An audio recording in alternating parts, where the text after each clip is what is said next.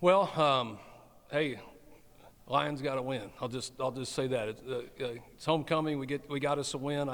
I'll tell you right now. I said I like to play golf, and you hear that expression. There's no pictures on scorecards. So at the end of the day, we found a way to win.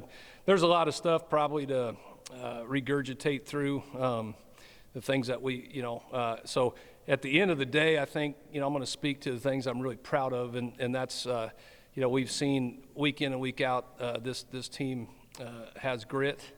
They don't quit when things aren't going well. And I know, speaking more defensively, there was a lot of frustration, and everybody felt it, from fans, the coaches, the players, and at the end of the day, the defense created some turnovers when they needed to in the right parts of the game, and at the end of the day, that's making plays. So, I'm proud of them for that, and just the consistency of our offense today. I mean, I want to make sure I don't forget to talk about, our running back room is amazing, but Steve Hall in particular, I think I don't have my stats here, but was 20 yards a carry today on 200 and almost 60 yards. I mean, it's an amazing performance from him. He just keeps getting better. And I think the lesson in that, and people a lot of times right now, the way our running backs are running, I tell our team all the time, it's not just a slogan. You play like you practice. And when you watch Steve Hall practice every day, and you watch Giamo practice every day, and you watch Tez practice every day, these guys finish runs, and you got to wait for them, because they always go to the end zone to score, and you got to wait till them to get back. And they just have a mindset, hey, we're going to find the end zone. And that's the leadership in that room with each other, to challenge each other. Hey, every time we run the ball, we're going to the end zone. And so when you see those things like Steve Hall practicing and going for touchdowns all the time, and then you see 2 long runs where he finishes the deal, I mean, that's a good example. So like I said, there's a lot of thoughts going through my head, and at the end of the day, a lot of strategy was starting to get to on the sideline. We were doing a lot of math, and we were starting to think, if we don't get that turnover there at the end in the one on the one turnover, you're starting to think about time. We may need the ball back in our hands, so you're starting to think about, like, do we let them score? We got to use our timeouts to preserve time. So we just want the ball back in our hands. We felt like with that type of game, 2 very good offenses. I give, first of all, Joe a lot of credit. First-year coach. I watched film of him all week. The job he's done getting that. They're just a different team. Their offense is so good. That quarterback's so good, and we couldn't contain him. And when he got out of the pocket, he hurt us. And and Zero was a guy that we didn't have answers for today. And so those are things that we got to pay better attention to. But really good football team that our team beat today, and I'm really proud of our guys. So if you like offensive football, then you got your wish today. There's no doubt. So with that, I'll take some questions. One thing that I feel like I've noticed is different with this defensive unit this year as opposed to maybe years past is every team goes through peaks and valleys with the statistical output, and in an offensive game like today, this team didn't force the takeaways a year ago that they're forcing this year. Now 16 total takeaways on the year, including the 3 today. Now we'll see what Tennessee State did in terms of forced fumbles, but I believe you're going to be tops of the conference with 3 forced fumbles and now 10 total on the season. Is that something that you have just a mindset that you've drilled into them to attack the football? This has just been, it really can help you out on a day like today when you're against a tough offense that's moving up and down the field on you. No, it's enforced. It's emphasized every practice. I mean, Eric really does a good job of every day in practice. There's an accountability if they don't get so many takeaways, and then when we get a turnover in practice or force something against our scout team or service team, we yell and scream and make a big deal out of it. It drives the offense crazy, But we emphasize turnovers, and I think, again, you play like you practice, and you achieve what you emphasize. So I think that's one of the things that we do a lot of is emphasizing turnovers in practice. And all those TV timeouts, we're echoing, man. We got to get guys on the ground, but we got to get our face mask on the football. We got to punch some things out. And I'm excited.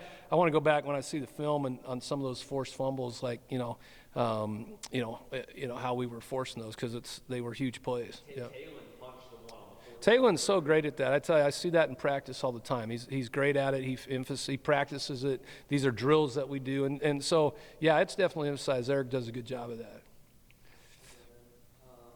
The last couple of weeks, we've seen Nate continue to scramble, but has been holding that ball seems a little bit tighter, Yeah. protecting it much better. But also seemed like this week, just the decision-making process was very smooth, both inside and outside the pocket. What did you like about him specifically? And just not necessarily being the center of the offense, but being able to just lead drive very well. So Nate, when Nate got here, he's such a competitor, and he wants to win so bad. And I think early on, when we saw some of those mistakes, it was him like wanting to win so bad. And I think one of the things is as he's trusting more and more his offense, his progressions, the receivers, the tight ends. We talked a lot about getting Fugit and getting Abe and some of our tight ends more involved. The number one thing about Nate is he's so coachable. Those tough games where he didn't, it's the turnover games or whatever, he doesn't really feel sorry for himself. He holds himself accountable, but he's so coachable. He wants to know why. You'll see him in practice now. Every time he runs, he's got two hands on the ball.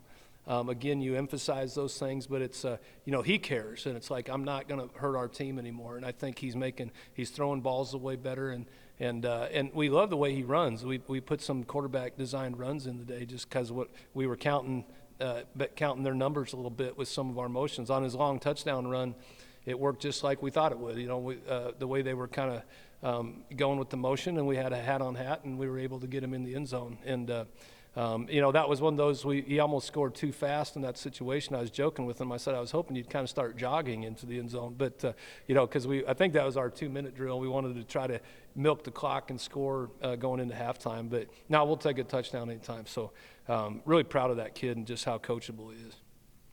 He's a warrior. He's a competitor. You'll see. Nobody saw it. We'll highlight it. That we went back and looked at the iPad on Steve Hall's long touchdown run, and he was 20 yards downfield blocking for Steve Hall. I don't think anybody saw that. We'll go back. We'll see it on film. I mean, he wanted him to score, and he's running down the field blocking. How many times do you see a quarterback doing that? So that's a kid that cares. Say that again. Oh yeah, like I said, it's cool, because early on we weren't doing those little things, and we really went back to basics, and it transfers over. So it was pretty good offensive production today, all around. So Steve Hall, of course, having a fantastic game today with those two huge touchdown runs. But the way you guys have utilized the running backs, you talked about the depth a lot throughout the season, and it has shown a lot.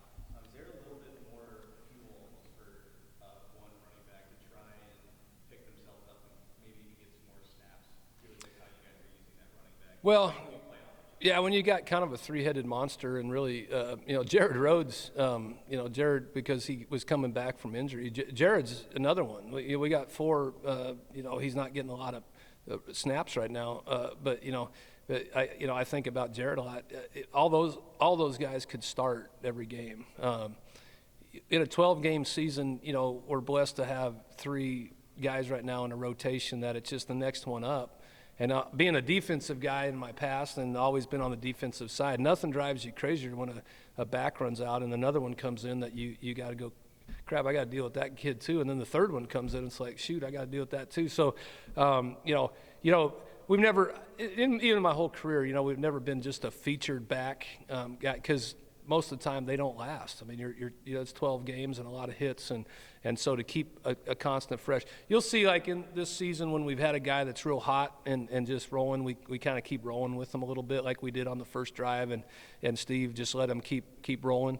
But when you got that much talent, we want to use them all because it just preserves them even more. So.